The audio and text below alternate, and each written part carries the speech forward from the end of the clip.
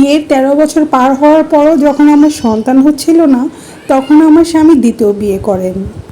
সেই মাসে আমি টেস্ট করে জানতে পারি আমি প্রেগনেন্ট।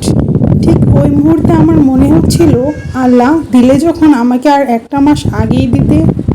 তখন আমি অনেক ভেঙে পড়েছিলাম, কি করব কিছুই বুঝতে পারছিলাম না।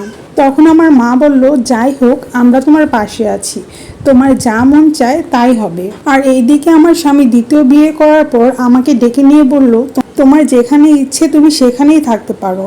তুমি চাইলে আমার কাছেও থাকতে পারো, চাইলে তোমার বাবার বাড়িতেও থাকতে পারো। তোমার জন্য আমার দরজা সব সময় খোলা আছে। আমি কখনো ভাবতে পারিনি একটা সন্তানের জন্য আমার স্বামী দ্বিতীয় বিয়ে করবে।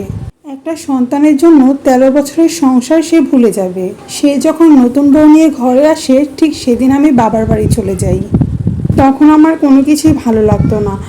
আশেপাশের চাচি, খালা, প্রতিবেশীদের কথা শুনতে শুনতে আমি ত্যক্ত হয়ে যেতাম নিজের ওপরেই। বাবার বাড়ির আসার পর থেকে দেখি এখানে আমার কদর একবারেই কমে যায়। এখানে কেউ তেমন আমার ভালোবাসতো না। এইসব সহ্য করতে না পেরে আমি আবারও আমার শ্বশুরবাড়ি চলে যাই ২-৩ দিনের জন্য। শ্বশুরবাড়িতে আসার পর আমার স্বামীর দ্বিতীয় বউকে দেখে আমার কলিজা ফেটে যেত। শ্বশুরবাড়ির লোকজন ধীরে ধীরে সবাই আমার সাথে কথা বলা একদমই বন্ধ করে দেয়। শ্বশুরবাড়ির সবাই নতুন বউকে পেয়ে মাতামাতি শুরু করে দিল।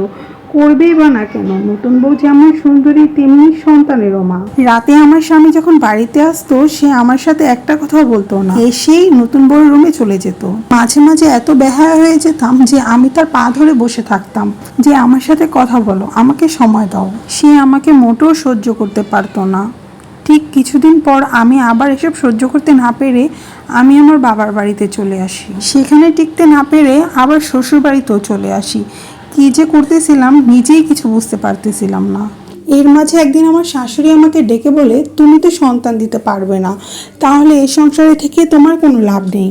আমার ছেলে আর ছেলের বউর মাঝখান থেকে তুমি সরে যাও, আর যেন তোমাকে আমি এ বাড়িতে না দেখি। তোমার যে কয় টাকা কাবিন আছে সেটা তুমি সময় মতো পেয়ে যাবে। আমি আমার প্রেগনেন্সি টেস্টের কথা এখনো বাড়িতে বলিনি, কিন্তু আমার শাশুড়ি যখন বলল এ বাড়ি ছেড়ে চলে যেতে, তখন আমি আমার স্বামীকে ডেকে বললাম আমি প্রেগনেন্ট। আর সে আমার মুখে এই কথা শুনে খুব খুশি হলো আর বলল, আমার যোগ্যতা আছে, আমি দুইজনকেই রাখতে পারবো। আমি খুব খুশি হয়েছি। তুমি আমার বড় বউ আর ও আমার ছোট বউ, আমি তোমাদের দুইজনকেই ভালোবাসি। মনে মনে একটু মুচকি হেসে আমি ভাবলাম, তুমি তো আমায় ভালোই বাসো না, আমাকে ছাড়া তোমার জীবন চলবে, কিন্তু তোমার ছোট বউকে ছাড়াই তোমার জীবন চলবে না, তুমি ওকেই ভালোবাসো। আমার স্বামীকে আমি খুবই ভালোবাসি। বিয়ের সেই ছবিগুলো দেখলে খুব কষ্ট পায়।